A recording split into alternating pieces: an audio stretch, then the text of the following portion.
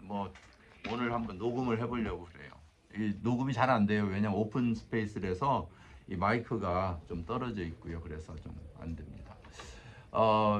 네, 천 집사님은 저쪽 소파에 편히 앉으셔서 그런 거 같아요.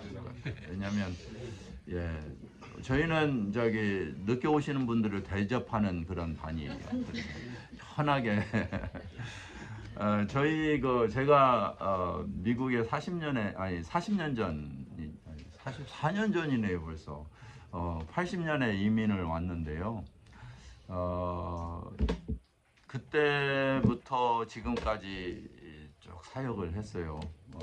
뭐 평신도로 사역했고, 뭐 신학교 다니면서 사역도 하고,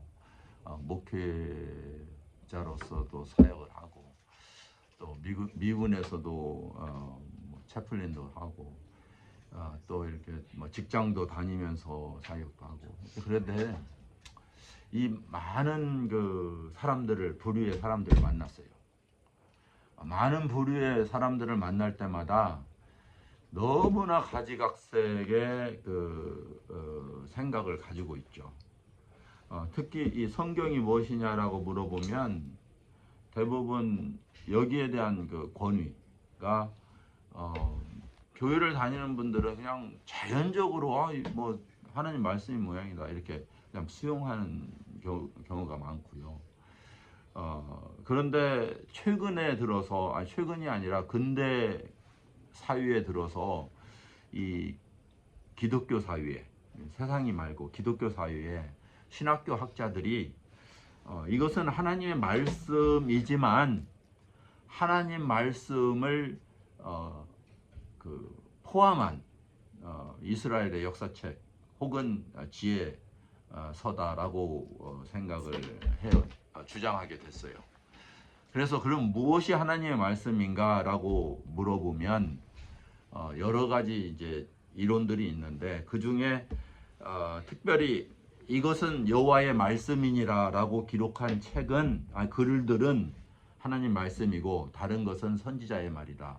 이렇게 해석하는 사람들이 생겼고요. 그러기 때문에 그 선지자가 이야기하기를 이것은 여호와의 말씀이니라 한 것은 실제로 여호와께서 말씀하신 것인데 누구한테? 그 시대에 그 민족에게 이야기한 거지 우리한테 이야기한 건 아니다. 그러니까 이것은 직접 우리에게 말씀하시는 건 아니다. 이렇게 해석을 하는 거예요. 그렇게 해석을 하다 보니까 이 성경의 모든 말을 어떻게 받아들이게 되냐면 이것은 빼고 저것은 빼고 해야 되지 않겠어요? 이제 그런 해석을 하게 되었죠. 두 번째 이제 이 책이 하나님의 말씀이라고 보지 않고 하나님 말씀을 포함한다고 보았던 사람들 중에 어떤 사람이 있느냐면요. 이것이 하나님의 말씀이 맞는데 모든 사람에게 하나님 말씀은 아니다. 다만 하나님의 말씀으로 믿어지고 감동되어질 때만 내 안에서 살아있는 하나님 말씀은 화한다. 무슨 말인지 알죠? 하나님 말씀으로 화한다. 다 듣잖아요. 설교 다 듣는데 어떤 사람은 오늘 그냥 그렇네 이렇게 생각하는데 어떤 사람은 이게 내 말이네. 이럴 때는 하나님 말씀 화한다는 거예요. 그래서 성경이 개인적으로 이렇게 감동되어질 때는 하나님 말씀이고 안 될 때는 아니고.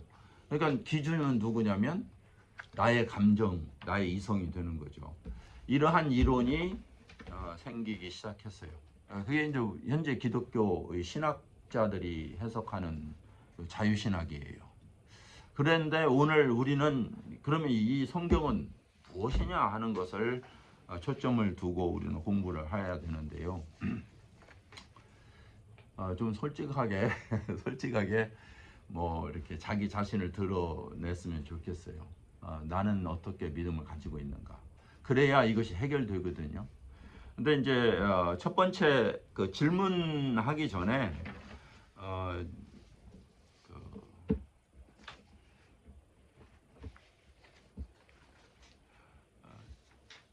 이 세상에 진리는 존재하는가 하는 부분이죠. 그죠?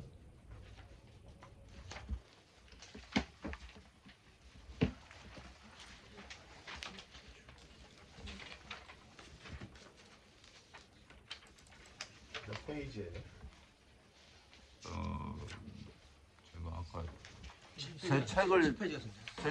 책을 줬는데 안 가지고 왔는가요, 그분이? 책은 안 가지고. 아니 책을 안 가졌어. 안 가지고 오고 그냥 그거는 카피만 주고 꿀꺽했네요.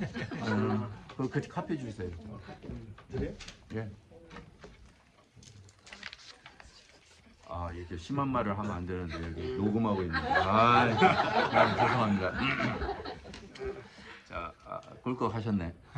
예, 그냥 7페이지를 보시면요. 7페이지에 그 예수님이 그 로마의 총독 빌라도라고 하는 사람 앞에서 재판을 받는 현장에서, 이것은 역사적 사건이에요. 빌라도라는 그 총독이 이스라엘에 2000년 전에 있었다는 것은 역사책에 기록된 부분이고요. 그리고 그 빌라도가 신문했던 그 빌라도 총독의 보고서에서 예수가 신문을 받았다 하는 기록이 있기 때문에 이건 뭐 예수님의 역사성을 부인할 수는 없어요. 예수님이 이 세상에 실존적 인물이었고 심판받았고 빌라도라는 사람이 있었다 하는 거, 이런 것들이 역사적으로 부인할 수 없는 부분이니까 실존적 인물이다 하는 거는 뭐 세상 사람들도 다 인정하는 부분이죠. 그런데 그 총독 앞에서 이제 질문하는 내용이죠. 예수님은 자기 자신을 진리시라고 말씀하세요. 나는 곧 진리다. 그리고 진리를 알지니 진리가 너희를 자유케 할 것이다. 그렇게 이야기하셨죠. 그런데 이제 그러면서 이 진리에 속한 자들은 내 말을 들을 것이다 라고 이야기하거든요. 그러니까 이거는 진리라고 하는 것은 어떤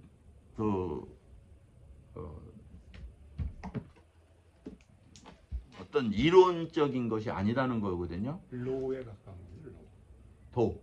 로, 그러니까 만류인력 법칙, 그거는 어떻게 우리가 부정할 수가 예. 없잖아요. 근데 그러니까- 띠올이라는 거는 어떤 조건들이 맞으면 만들어질 수 있는 거니까. 예. 근데 그 만류인력 법칙 같은 거는 그런 어떤 조건이 아니라 그건 무조건적인 거. 네. 근데 이곳에서 진리에 속한 자들은이라고 하는 것은 어떠한 영역을 의미하는 것이지 어떠한 글로 기록된 어떠한 하나의 법이나 어떤 이론이 아니라는 거예요. 그러니까 진리란 뭐냐라고 물었을 때 나 자체다라고 이야기를 예수님이 하셨다면 진리라고 하는 것은 인격적인 것이지 어떤 이론이 아니다, 이런 개념으로 예수님은 접근해 가세요. 자, 그럼 좀 어렵죠. 어려운 말인데 이 말 속에서는 어려워요. 그러니까 빌라도가 뭐라고 그래요? 그럼 진리가 뭔데? 이해가 안 되는 거죠. 그러니까 저희들이 생각할 때도 마찬가지예요. 이렇게 이야기하면 꼭 철학자들이나 이해할 수 있는 말이에요. 왜냐하면 진리는 영역이다, 뭐 인격이다, 혹은 진리는 뭐 예수다, 이렇게 이야기하면 이게 이해가 안 되겠죠. 예, 감사합니다. 전 책 그냥 꿀꺽 하신 줄 알았어요. 이거 제 겁니다. 예, 2권이니까 일단 나눠드릴게요.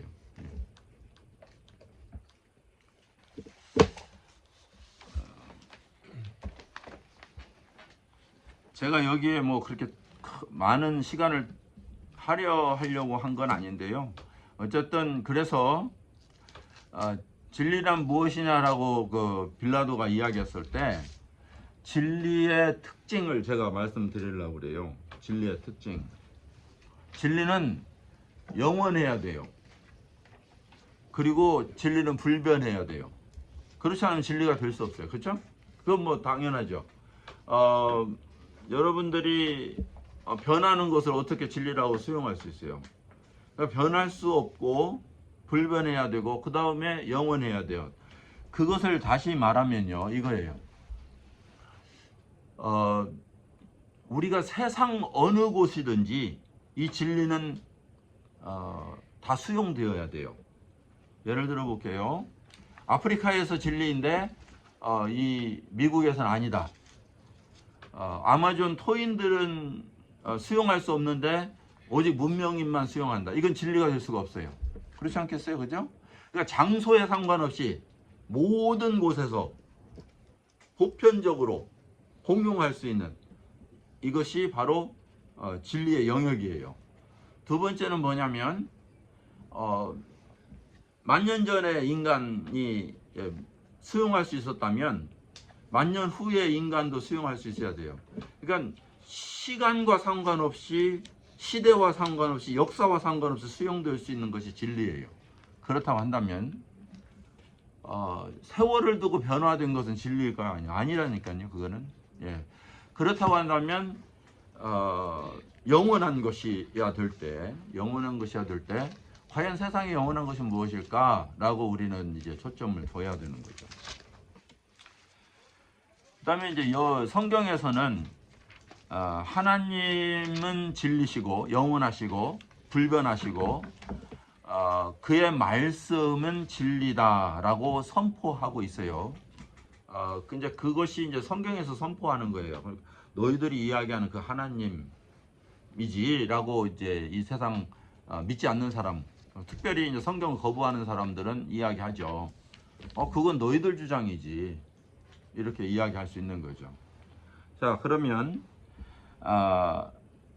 이제 하나님이 존재한다고 할 때, 하나님의 존재에 대해서는 다음 주에 이야기해야 되겠죠. 근데 하나님이 존재한다고 할 때 그 하나님의 마음은 모든 사람이 진리에 이르길 원한다. 디모데전서 2장 4절에 기록하고 있어요. 그러니까 하나님의 마음은 뭐냐면요, 사람으로 태어났다면 이 영원한 이 변치 않는 불변한 이 진리를 알기를 원하세요. 그렇다고 한다면 그 하나님의 마음을 누가 선포했느냐면 바로 예수다. 진리를 알지니 진리가 너희를 진정으로 자유케 할 것이다 라고 이야기하면서 나는 곧 길이요 진리요 생명이라고 자기 자신을 영원한 하나님으로 표현하고 있다라는 것이죠. 자, 그러면 진리는 어디로부터 오는가 하는 거예요. 그 근원이 어딘가. 그게 이제 아마 질문 중에 쭉 나오는 이야기들이에요. 그 진리는 어디로부터 오는가 하는 것이 뭐냐면, 여러분들이 어떻게 하나님을 어떻게 알 수 있어요? 인간이 하나님을 어떻게 알 수 있을까요? 로마서에서 바울은 천지 만물을 알수 없다. 유니버셜한. 예. 성경적으로 대답해 주신 거예요. 로마서를 보니까 거기에는 그냥 만물을 통해서 알 수 있다라고 말씀하셨어요. 근데 그렇게 믿고 있느냐는 건 또 차이가 나죠. 로마서는 그렇고 바울은 그렇게 이야기하고 나는 그렇게 생각 안 해. 그러면 이제 나는 어떻게 생각하느냐. 이게 굉장히 중요한 부분이죠. 근데 인간이 하나님을 알 수 있을까요? 하는 질문이에요. 이제 그걸 우리가 질문을 던져야 되는데, 인간 스스로는 사실은 하나님을 알 수가 없어요. 왜냐하면 그 스스로 알 수 있다면 모든 인간이 스스로 어디선가는 발견해야 되거든요. 그렇잖아요. 근데 하나님을 그냥 스스로 발견하는 사람들이 없는 거예요. 역사를 통해서 토인들에게나 아니면 문명인에게나 오히려 거부하는 사람들은 있죠. 성경에 나오는 이 참 하나님을 거부하는 사람은 있을지언정 스스로 이렇게 어느 날 갑자기 문명도 없이 성경도 없이 그냥 갑자기 punk 알게 됐다, 이런 건 없거든요.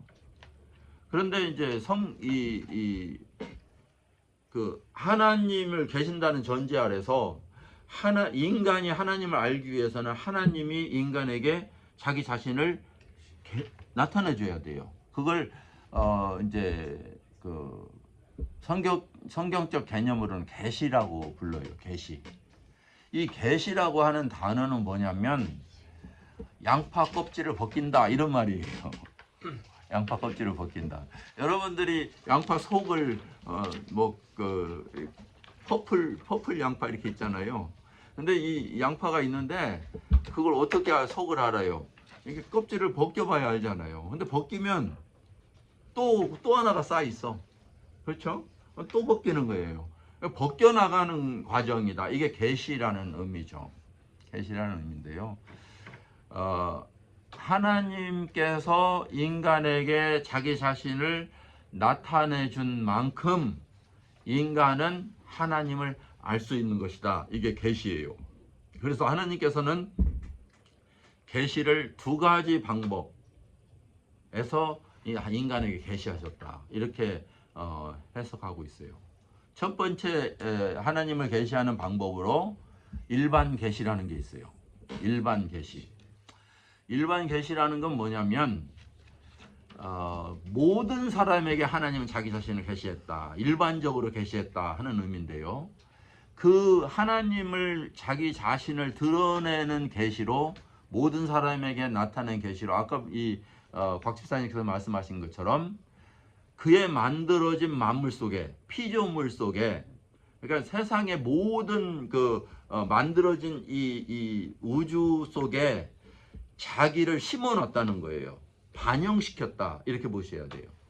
예를 들면 우리가 이 셀폰이 있잖아요. 이 셀폰은 요즘에 잘 이렇게 모양도 여러 가지고 사이즈도 여러 가지인데 우리 옛날 폰들은 어때요? 줄 달리고 이렇게 손잡이 달려서 있잖아요. 그런 폰들을 지금 박물관 가서 봐야 되는 폰이 시대가 너무나 빨리 바뀌니까. 근데 그런 폰이 앞으로 역사가 계속 지내서 될지는 모르지만 10,000년, 20,000년 후에 우리 후손들이 발견한다면 그때는 만약에 이 테크놀로지가 지금처럼 진행된다면 그때는 순간 이동할 수 있는 시대가 올지도 모르죠. 그렇죠? 그런데도 이 폰을 발견하면서 줄 달린 폰을 발견하면 우리가 청동기 문화를 추측해내듯이 우리 조상들 어떻게 살았을까? 그때는 이런 것을 가지고 줄을 달아서 한 모양이다. 근데 사이즈가 이 정도 되는 거 보니까 키는 얼굴 사이즈는 이 정도 있고 키는 어떻게 이렇게 유추해 나가는 거지 않겠어요? 그죠? 만들어진 물건은 무엇을 생각하게 하느냐 하면요. 만든 사람을 유추해 나가는 거예요. 어떠한 물건들을 통해서 그 민족이 그 인간이 그 시대가 무엇을 좋아했고 어떤 생활을 했는지를 발견해 나가는 거잖아요.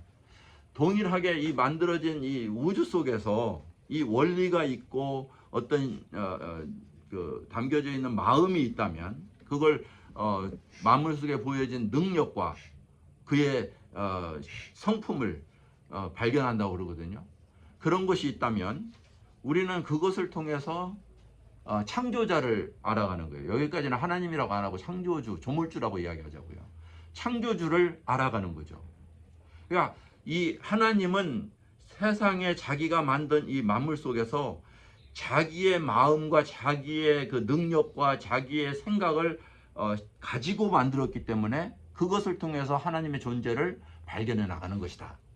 그렇게 이야기하고 있어요. 그것을 계시라고 이야기하는 거죠. 계시. 일반적인 계시예요. 근데 창조와 이제 오늘날에는 진화 이 두 가지밖에 이 세상의 존재론, 이 세상의 존재가 왜 생겼는가를 증명하는 길은 아무것도 없어요. 세상의 모든 것이 어떻게 생겼는가 그 근원에 대해서는 두 가지 이론이죠. 진화론, 창조론. 이 두 가지 이론인데요. 진화론은 사실 다윈에 의해서 이제 근대에 이르러서 비로소 생겼는데 왜 진화론이 생겼느냐면 계속 기독교 탄압이 중세 국가에서 이루어지니까 이것을 반대하기 위해서 생긴 게 인본주의거든요. 신본주의가 아니라 인본주의인데 이 인본주의는 인간의 필요에 의해서 하나님이 필요한 거지 하나님이 인간을 창조하신 것이 아니다. 이렇게 이야기하는 거죠. 하나님을 위해서 인간은 존재한다라는 게 신본주의인데 아니다. 인간의 필요에 의해서 하나님이 존재하는 것이지 사실 인간이 만족하면 하나님 무슨 필요가 있어. 우리의 인간이 그만큼 행복한데 굳이 신을 둘 필요가 뭐 있어. 이게 이제 인본주의죠. 그러다 보니까 인본주의라고 하는 것이 발달되면서 딱 버린 게 하나 있어요. 그러면 이 세상은 어떻게 시작됐지? 그 창조론, 그 하나님이 창조했다는 이것을 부인해야만 인본주의가 성립되는 거예요. 왜냐하면 하나님이 만들었다 그러면 모든 근원을 어디서 찾아야 돼요? 그 창조주로부터 찾아야 되는데, 그러다 보니까 신본주의가 되는 거예요. 그러니까 인본주의를 하려고 인간이 주인이야, 인간이 근본이야 라고 주장하려다 보니까 이 하나님 인정하면 안 되는 거예요. 그러면 어떻게 해야 돼요? 하나님 죽었어? 없어? 하나님 존재하는 거 아니야? 그런데 이 창조가 해결이 안 되는 거예요. 그래서 사실은 진화론은 창조론을 거부하기 위해서 그냥 만들어 놓은 거예요. 이것이 뭐 과학으로 연구해서 생긴 게 아니에요. 창조론을 거부하기 위해서 가설로 증명된 이론이 아니에요. 가설로 만들어 놓은 거예요. 왜 가설이라고 하냐면요. 과학에 과학자들 계실지 모르겠지만 과학이 논문으로 이론으로 성립되려면 실증되어야 돼요. 실증되기 위해서는 실험을 통해서 그것이 확실한 것을 알아야 돼요. 자, 돼지뼈가 10,000년 됐습니다 라고 이야기해요. 그럼 몇 년 동안 시험해야 돼요? 10,000년 동안 시험해야 돼요. 어느 인간도 10,000년 동안 시험할 수가 없어요. 그러니까 과학으로는 이것은 불가능한 시험이에요. 그러니까 가설이라고요. 실증되지 않는 가설. 그것을 우리는 진화론을 믿고 있는 거예요. 2억 년 됐다, 뭐 몇백만 년 됐다. 이게 증명될 수 없는 거라니까요. 그러니까 그러한 가설을 믿느냐, 아니면 선포되어진 창조론 이걸 믿느냐, 이것이 인간에게 선택해야 되는 거였던 거예요. 자, 그런데 인간은 이 너무나 이 중세의 교권에 탄압되어 오니까 그곳에서 벗어나기 위해서 인본주의를 수용해 버렸어요. 인간이 주인이다. 당신이 주인이야, 당신이 신이야. 너무나 좋잖아요. 오늘날 이 시대는 더 그랬잖아요. 당신이 신이야. 당신 만족을 위해서라면 행복하게 살아. 얼마나 듣기 좋아요. 그러니까 요즘에 그게 보통 이야기하잖아요. 당신은 아름다운 사람, 당신은 행복한 사람, 자격이 있어, 수고했어. 뭐 아름다운 말로 막 위로하잖아요. 근데 그게 맞는 이야기예요. 인간은 최고의 행복해야만 되는 사람이고 가장 복받은 사람이고, 그렇지만 다른 건 뭐냐면 하나님 없이와 하나님이 부여하신 이 차이예요. 어디에 선택이 있느냐는 거죠. 많은 분들은 신을 버림으로 인해서 이 말씀까지 거부하게 된 거예요. 신을 수용하면 말씀을 수용해야 되는 거죠. 이 차이에 우리는 있다고 보시면 될 것 같아요. 자, 계시는 하나님이 자기 자신을 드러낸 것이다 하는 거고요. 그 다음에 이제 일반 계시는 지어진 만물 속에서지만 특별 계시가 있어요. 특별 계시는 뭐냐면 두 가지로 나타나셨는데 말씀이에요. 마지막 날에 그의 말씀으로 나타내셨어요. 그러니까 그 말씀은 뭐냐면요, 그가 역사 속에 어떻게 간섭하시고 역사를 이끌어 가시는가를 누구를 통해서, 사람 이야기를 통해서 나타내시는 거예요. 그러니까 성경이 이스라엘 역사가 맞아요. 맞는데 그 이스라엘 역사 속에서 그 실제로 움직이는 능력과 힘은 무엇이었느냐, 그 배경에서 이끌어 가신 건 누구냐, 그게 이제 하나님이시라는 걸 이야기하는 거거든요. 내가 이걸 하고 있어. 그러니까 우리는 하나님이 인간의 역사 속에서 어떻게 간섭하시고 이끌어 가시는지를 이곳에서 보시는 거예요. 하나님의 존재를 보는 거예요. 자기 자신을 계시한 것이죠. 근데 그러면 왜 계시했는데, 그 계시한 목적이 인간의 구원이었다는 거예요. 그러니까 이 계시된 말씀은 딱 한 가지예요. 뭐 이스라엘 역사를 증명하려고 한 게 아니고 인간을 구원하시기 위한 하나님의 계획과 성취예요. 그거예요. 자, 그래서 처음 우리 창세기를 열면요, 하나님의 창조가 나오지만 사실은 하나님의 창조에서 시작하는 게 아니라 인간의 타락에서 시작해요. 그 창조를 설명하려다 보니까 너무나 빠르게 하나님이 창조하시고 인간을 지으시고 그 다음에 타락했다 이렇게 시작해요. 그러면 타락했으면 인간은 뭐예요?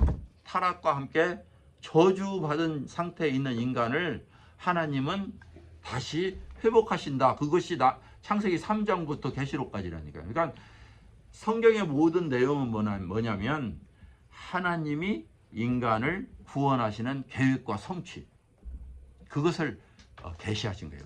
리빌, 드러내신 거라 이 말이죠.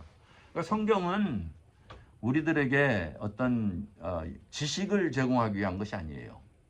내가 너를 사랑하는데 내가 너를 구원하고 싶어. 나와 너와 회복하고 싶어. 그러니까 제발 내 마음 좀 알아줘 하는 창조주의 음성이에요.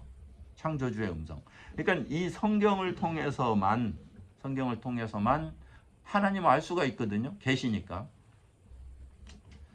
거기까지가 사실은 이 성경에 대한 우리의 접근이어야 돼요. 예. 근데 많은 사람들 어때요?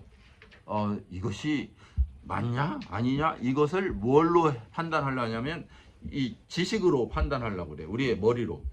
우리의 머리로 판단하려고 하는 걸 잠깐만 좀 벗어나서 이야기 좀 할게요. 하나님이 인간을 만들 때 흙으로 만들고 그 다음에 하나님의 입김을 불어넣으시면서 하나님의 속성을 우리에게 두셨다. 기억하시죠? 지난주에 말씀하셨어요. 하나님처럼 살도록 우리에게 하나님의 마음을 주셨다. 이런 말씀을 드렸어요. 그런데 이 사탄이 유혹해 오면서 제일 먼저 유혹한 게 뭐냐면요, 선악을 알게 한 나무 열매를 먹어도 돼. 하나님이 먹지 말라고는 했지만 아니야, 먹어도 돼. 먹으면 하나님처럼 될 거야. 그래서 하나님처럼 너희는 선악을 스스로 분별할 수 있고 하나님 없이도 살 수 있는 존재가 될 거야. 이거였어요. 그러니까 하와는 딱 보니까 정말 그럴 것 같아요. 먹기도 좋아 보이고 하나님이 먹지 말라고 한 것이 거짓말 같아. 왜 저렇게 좋아 보이는 걸 왜 먹지 말라고 그랬을까? 탐스러워요. 지혜롭게 보였어요. 그래서 그 유혹에 먹었거든요. 먹고 나니까 죽을 거라고 하는 말은 온데간데 없고 눈이 퐁 떠졌어요. 저희의 눈이 밝아져서 하나님과 같이 되었더라. 그렇게 돼 있어요. 자, 하나님과 같이 된 인간, 이것이 축복이었을까요? 저주였을까요? 네? 하나님과 같이 됐지만 하나님 없이 사는 존재가 됐다. 이런 말이에요. 네? 그러니까 하나님과 같이 되니까 뭐가 밝아졌어요? 눈이 밝아졌어요. 어떤 눈이 밝아졌어요? 선악을 분별하는 눈이 열린 거예요. 인간이. 왜냐하면 그 열매 자체가 그렇거든요. 선악을 알게 하는 열매. 선악과가 아니고 선악을 알게 하는 열매. The knowledge of good and evil. 예. 그것을 딱 먹고 나니까 하나님이 걱정하기 시작했어요.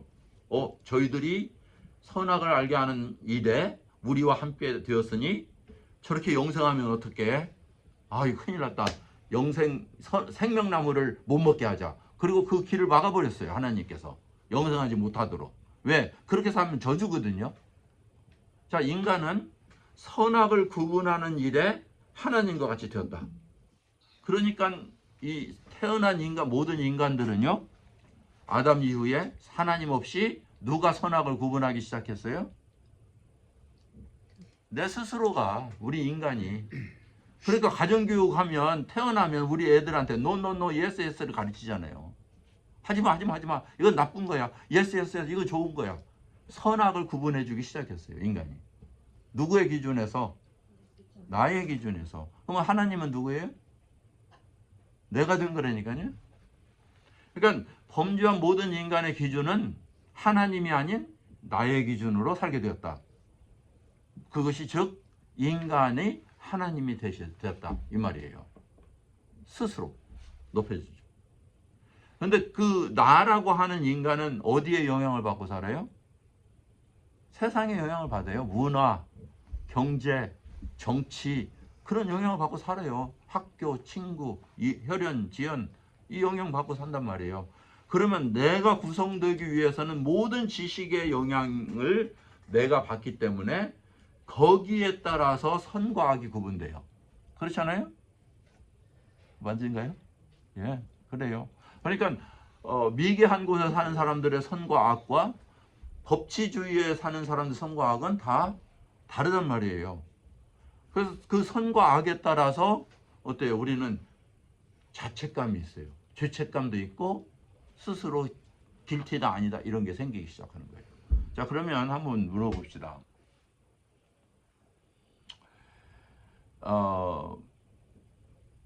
교회를 다니는 사람 뭐가 기준이 되나요? 선과 악이. 네? 교회를 여러분 다니면 그 선과 악의 기준이 뭐가 됐나요? 진리를 받아들인 거, 안 받아들인 거. 네. 아니, 예, 말씀, 그러니까 설교 들으면 선과 악이 구분이 되잖아요. 자기 자신을 내려놓으세요. 이것은 뭐 지난주 말씀하셨잖아요. 그래서 그 말을 들으면서 그렇대, 나는 아직도 못 내려놨어 하고 여러분 그 때로는 찔리기도 하죠. 그러면 그게 왜 선과 악이에요? 세상 사람한테 물어보세요. 나를 드러내야지. 무슨 자신을 내려놓는 게 선과 악의 기준이 돼요. 우리가 무엇을 듣느냐, 어떤 영향을 받는지는 우리의 삶에 영향을 미친다니까요. 그러니까 우리의 믿음이라고 하는 것은요, 들음에서 오는 거예요. 나를 구성시키는 것은요. 그러니까 막 TV에서 듣고 막 세상에서 듣고 사람들 들으면 맞아, 이렇게 살아야 돼. 그러다가 교회 와서 들으면 이게 아니네. 이러면서 살아가는 거예요. 자, 그러나 하나님은 뭐라고 이야기하냐면 내가 너를 창조할 때 진리가 너를 자유케 할 거야. 진리가 너의 기준이 되는 거야. 그렇게 말씀하시면서 그 기준이 어디에? 하나님께 둬야 된다고 이야기를 하시는 거거든요. 그것을 계시한 것이 이제 성경이라고 이야기하고 있어요. 자, 그러면 우리는 그럼 왜 성경을 믿을 만한가? 이 세상 사람들이 근데 이제 다시 계시 다음에 성경에 나오는 하나님의 말씀 그러면 어떻게 주어졌는가 이야기를 좀 할게요. 지난주에 우리는 모든 성경은 무엇으로 됐다고 그랬어요? 하나님의 영감으로 된 것으로. 이거 어떻게 막 대답이 바로바로 나오니까 좋네요. 자, 하나님의 영감으로 됐다. 근데 그 영감은 뭐 나이 드신 남자를 영감이라고 하지 않고 좀 썰렁한 농담도 한 번씩 해야 되는 거죠. 자, 영감이라고 하는 건 뭐냐면요.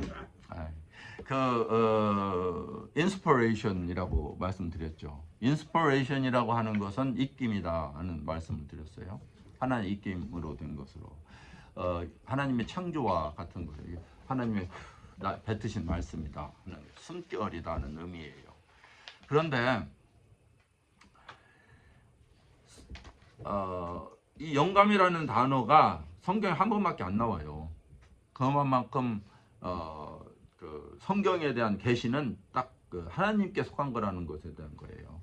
근데 하나님의 입김은 많이 나오죠. 하나님께서 입김으로 그 말이 이제 창세기부터 나오죠. 인간을 창조하시고 코에 생기를 불어넣어 입김을 불어넣으셨다. 에스겔서에 보면 마른 뼈가루가 있는데 그곳에 하나님의 생기가 막 입김이 불어나 그들이 살아났다. 엘리야가 그 숨어 있는 그 동굴에서 천둥 가운데 번개 가운데 이곳에서 계시하여 저곳에서 계시지 않는데 세미한 음성으로 들렸다. 이런 것들이 영감에 속한 것들이에요. 하나님은 그렇게 그 영감으로 임하시는 것이다. 이런 표현인데요. 그런데 성경은 누가 썼어요, 사실? 사람이 썼잖아요. 이거 하나님이 손에서 쓰는 거 없잖아요. 무슨 모세가 그 호렙산에 가서 십계명 쓸 때 하나님 손가락이 썼다고 이렇게 말씀 나오는 거 외에는 나머지는 다 사람이 썼단 말이에요. 저자가 40명이라고 그래요. 우리가 한 권으로 묶어놨지만 40명이 기록했다 이야기하죠. 저자가 40명이에요. 우리가 읽기 좋게 이제 이것을 한 권으로 묶어놨어요. 그런데 이 40명의 저자가 한 시대에 쓴 게 아니고 1600년에 걸쳐 썼단 말이에요. 1600년에 걸쳐서. 1600년 전이면요. 삼국시대. 지금부터 삼국시대. 그럼 삼국시대면 그 고구려에서 그 장군이 창세기를 쓰고 있단 말이죠. 고구려에서.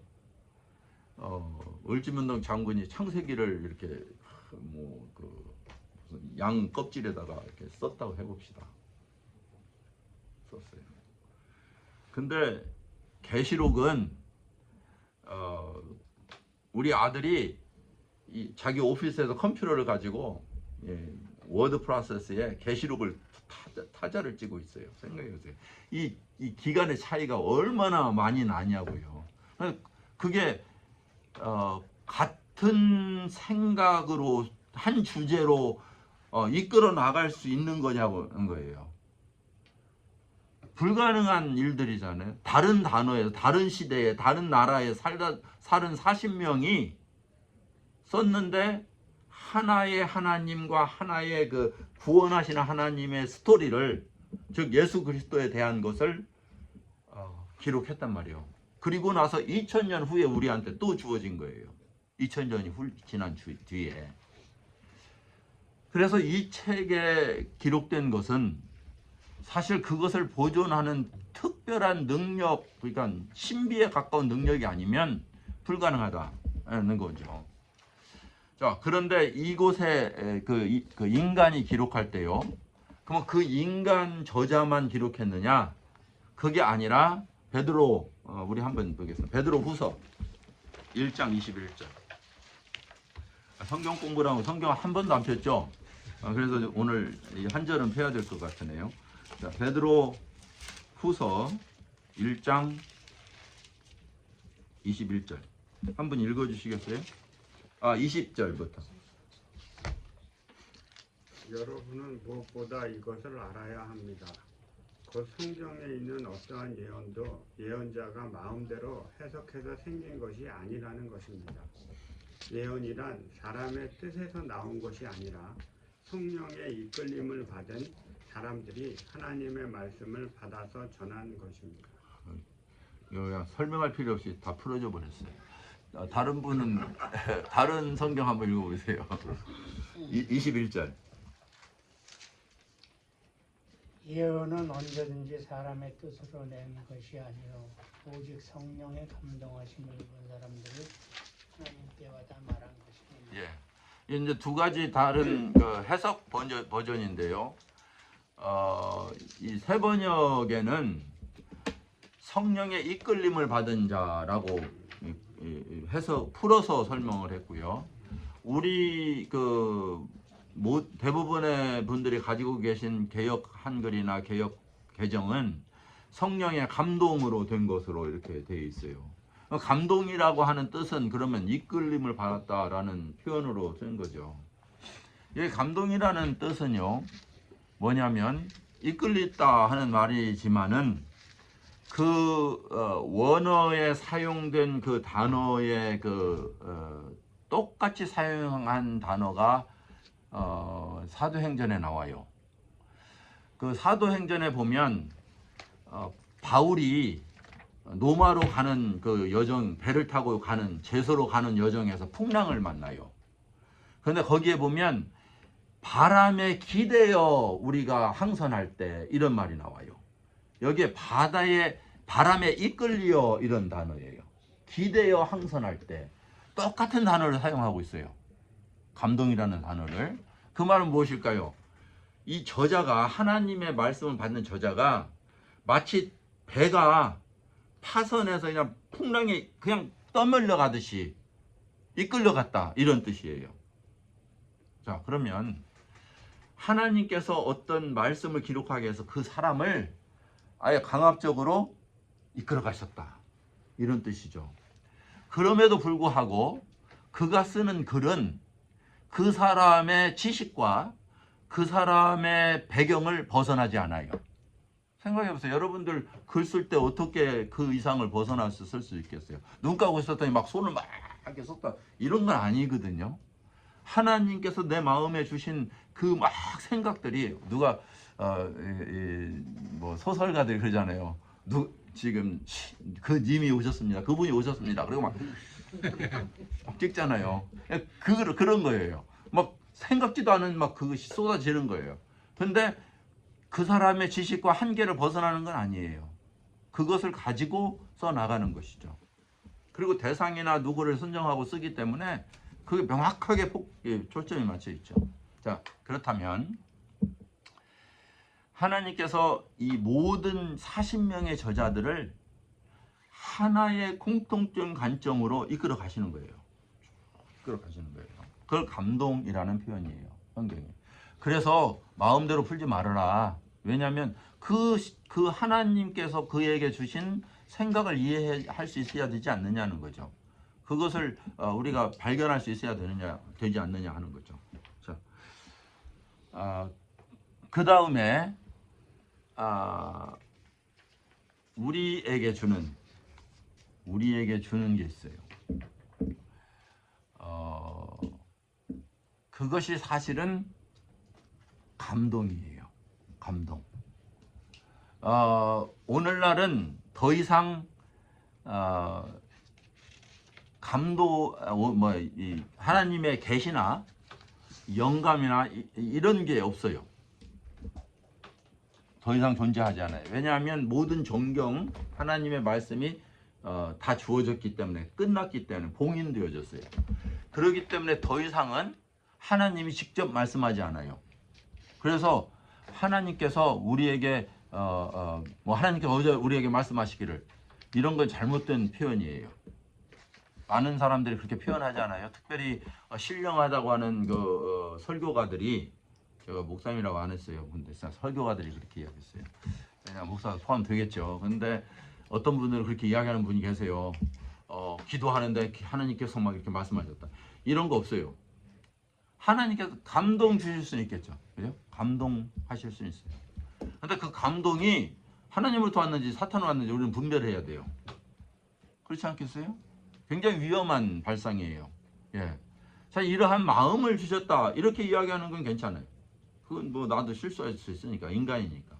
그런데 하나님께서 이렇게 말씀하셨다, 이럴 때는 하나님의 권위를 가지고 있어야 돼요. 예. 하나님의 권위가 선포되는 거기 때문에. 근데 거짓된 것을 선포했을 때는 그 저주가 따라야 돼요. 굉장히 무서운 말이거든요. 그래서 이제 그런 부분은 우리가 조심하게 사용할 필요가 있죠. 성경이 무엇이냐? 하나님이 자기를 계시한 수단이에요. 그렇지 않겠어요? 하나님이 자기를 우리들 인간에게 나타내 준 수단으로 하나님의 감동을 입은, 다시 말하면 하나님의 그 이끌림을 입은, 네, 그렇게 말씀하셨죠.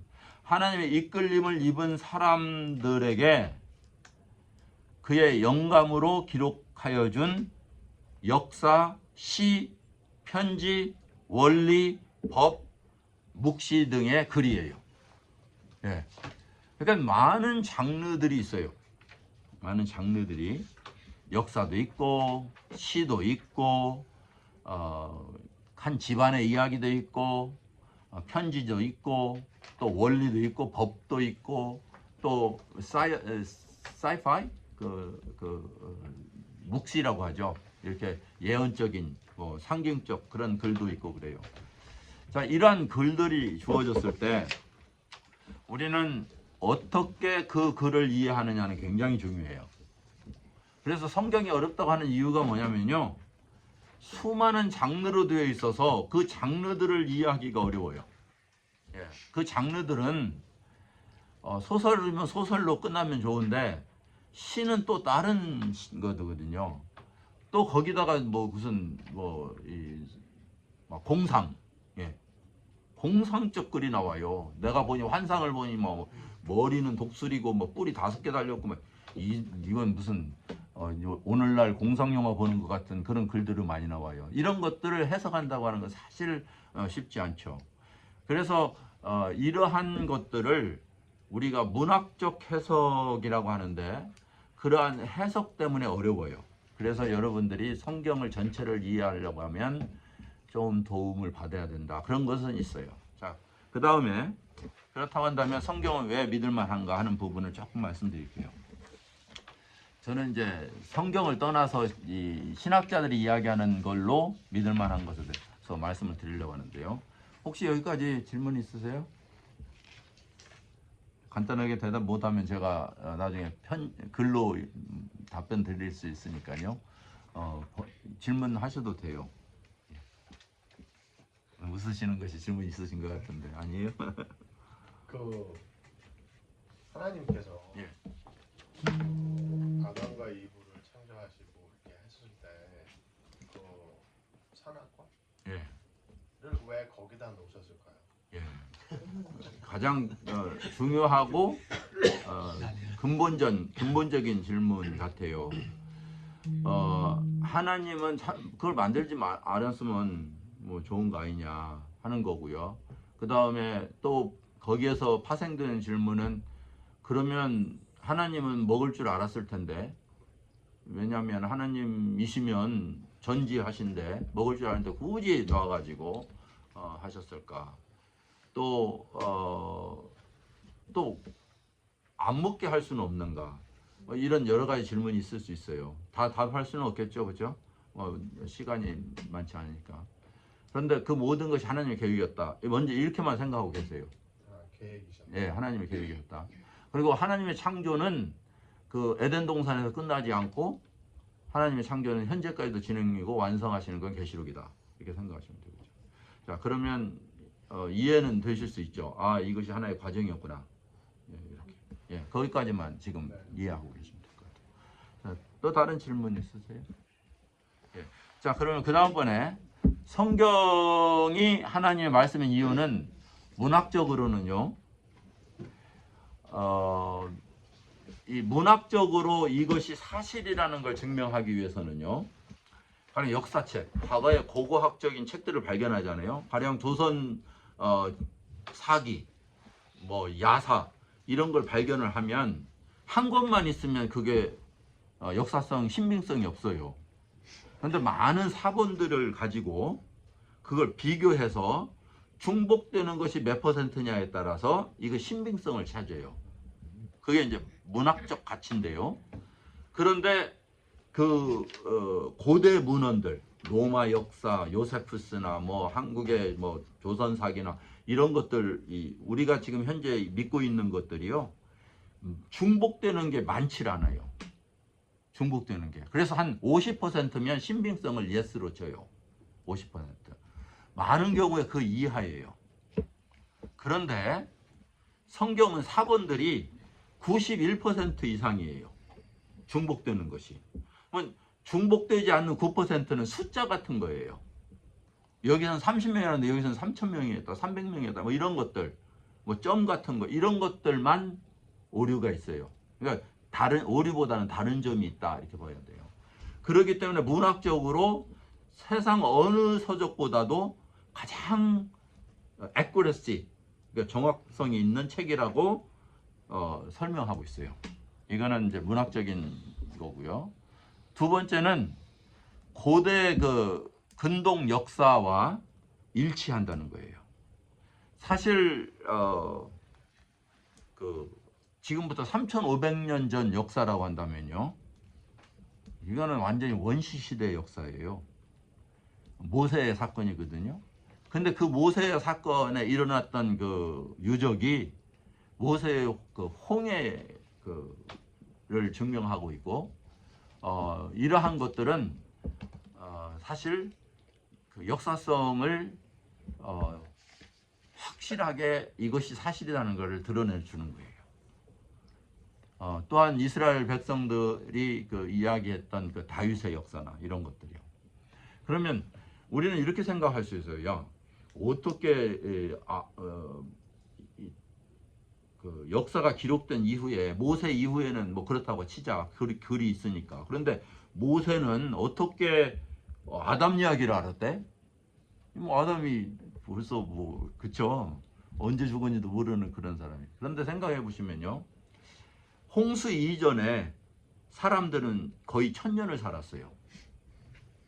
1000년을 살았다고 하는 건 뭐냐면 하나님이 만든 인간과 노아는 거의 동시대에 살았어요. 그랬기 때문에 이 할아버지한테만 가면 듣는 거예요. 자기가 왜 에덴에서 쫓겨났는지를 직접 듣는 거야, 이야기로. 그래서 그거는 어려운 이야기가 아니었어요. 우리는 사실 몇 대 거치면요, 우리 할아버지 저는 못 봤어요. 그런데 그 할아버지 이야기를 듣고 살았거든요. 그럼 뭐 의심 안 하잖아요. 예. 어디서 태어나서 어떻게 자랐고도 뭐 누구와 결혼했고 그래서 어머니가 나셨고 아버지가 나셨고 이야기 들었단 말이에요. 뭐 그 일제 그 정전기 때는 뭐 저기 어디에요 저기 만주에 가셨다가 뭐 이런 이야기를 하세요. 그러면 아 그랬구나 이렇게 듣잖아요. 기록된 것도 없어요. 그냥 들은 거예요. 그래서 이 구전되어 온 것은요 사실 같은 동시대에 살아서 겹쳐진 사람들의 이야기이기 때문에 그렇게 뭐 꾸며진 이야기다 이야기할 수가 없어요. 그래서 창세기나 출애굽기, 레위기, 민수기 이 이야기는 뭐 신빙성이 있다고 볼 수 있는 거죠. 고각적으로 드러난 것들이거든요. 아브라함의 이야기까지 지금은 증명돼 가고 있어요. 아브라함은 모세 이전 사람이거든요. 그러니까 굉장히 고고학적으로 많이 드러나는 일이고요.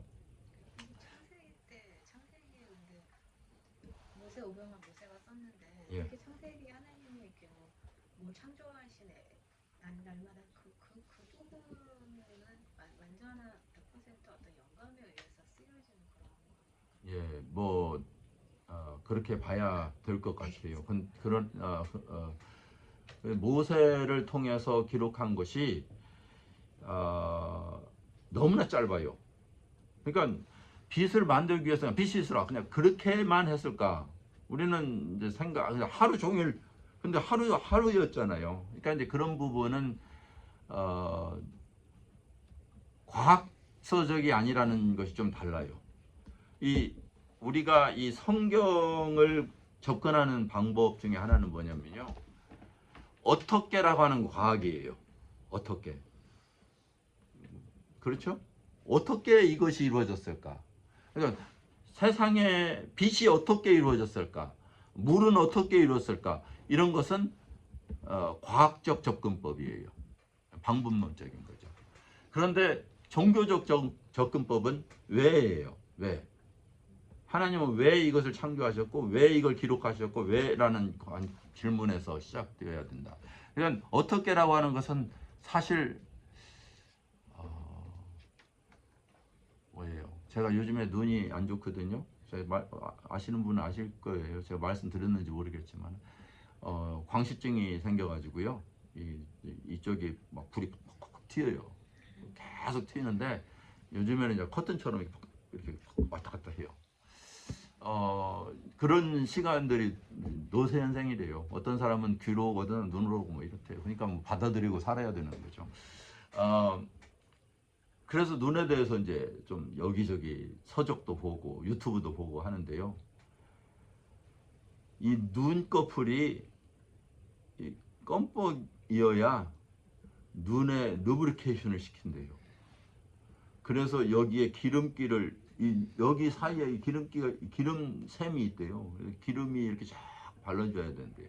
그래서 눈이 껌뻑껌뻑 안 하는 사람은 눈이 드라이 돼서 안약을 넣어야 된대요. 그래서 많이 껌뻑이시라고. 이것만 가지고 논문을 써도요. 아마 여기에 둘 수 없을 거예요. 제가 알기로. 그만큼 신비로운 거예요. 그러니까 어떻게라고 하는 것은요. 불가능한 거예요. 굉장히 연구되어야 되고 계속해도 끝이 없는 거죠. 그러나 왜라고 하는 것. 하나님은 우리를 왜 우리의 눈을 드렸을까? 이거는 참 거기에도 많은 이유가 있겠지만 굉장히 발견할수록 어때요? 우리에게 그 기쁨을 주는. 그러니까 그 종교적 접근 이것이 좀 다른 것 같아요. 어쨌든 오늘 시간이 지나버렸습니다. 성경의 구성, 성경 어떻게 구성되어 있는가 하는 부분은 제가 카톡으로 보내드릴게요. 카톡으로 보내드리는데 카톡에 지난주에 안 들어가신 분이 저한테 전화번호를 주시면 좋겠어요. 그래야 제가 카톡방에다가 넣어드려요. 부부 오신 분들은 제가 한 분만 연락처에 전화번호가 있어서 그분에게만 보내드렸어요. 그러니까 이제 저한테 안 보내주신 분은 그 번호를 주시면 아니면 초청해 주시면. 예, 했습니까? 예. 그러면 성경의 구성에 대해서 알아야 되는 거는요. 구약과 성경 이런 부분 제가 좀 해놨고요. 다음 주에 저희들이 다음 과를 하는데 꼭 이건 읽어오셔야 돼요. 해답은 제가 신경 안 써요. 근데 꼭 읽어오셔야 돼요. 다음 주는 하나님은 누구신가? 하나님의 본질에 대한 이야기예요. 인격이라고 되어 있는 사실은 하나님 존재에 대한 이야기고요. 그 다음은 속성, 성품이에요. 그러니까 이 두 가로 되어 있어요. 하나님은 누구신가? 예, 그 두 부분을 할 텐데요. 질문은 여기에서 시간이 없어서 못 할 경우에 여러분들이 카톡으로 올려주시고 개인적으로도 해주시면 좋을 것 같아요. 그러면 제가 충분히 그 다음 주라도 설명하고, 중요한 건 뭐냐면요, 진도가 아니에요. 여러분들이 정확한 기독교의 개념을 가지고 이렇게 가지고 계셔야 되고, 믿음을 뿌리를 가지고 있는 것이 중요하다 하는 거죠. 오늘은 사실 성경은 하나님의 말씀입니다. 여기에 초점을 두고 말씀드린 것 뿐이에요. 그리고 성경의 구성이나 내용들은 제가 쉐어할게요. 보내드릴 테니까 그거 보시면 좋을 것 같고요. 다음 주는 하나님은 존재하시는가, 그러면 누구신가 하는 부분에 대해서 초점을 두고 말씀을 드리도록 하겠습니다. 예, 기도하고 마치겠습니다. 아버지 하나님, 참 저희들이 하나님을 알아간다고 하는 것은 참 하나님 없이는 불가능한 것을 이 시간 다시 한번 상고하면서, 주님, 저희들 안에 하나님을 계시하여 주옵소서. 주님이 없으면 우리는 이해할 수 없습니다. 성령님께서 이곳에 계신 모든 분들에게 감동하시고 깨달음을 주시고 우리 안에 하나님에 대해서 밝게 할 수 있도록 주님 계속적으로 지혜와 또한 우리에게 능력을 허락하여 주시기를 주께 간구합니다. 오직 주님께 감사하며 예수님의 이름으로 기도했습니다. 알겠습니다. 그래서 목사님이 9월달 중에 오신다 그랬죠? 예? 9월달 정도에 오신다 그랬죠? 어디? 브라질 성대사님. 아, 예, 9월 말. 말이에요? 예, 9월 말인데 예. 10월 달에 만나기로 했어요. 그러니까 교회에서 쫓아내는 게 아니라 목사님이 개별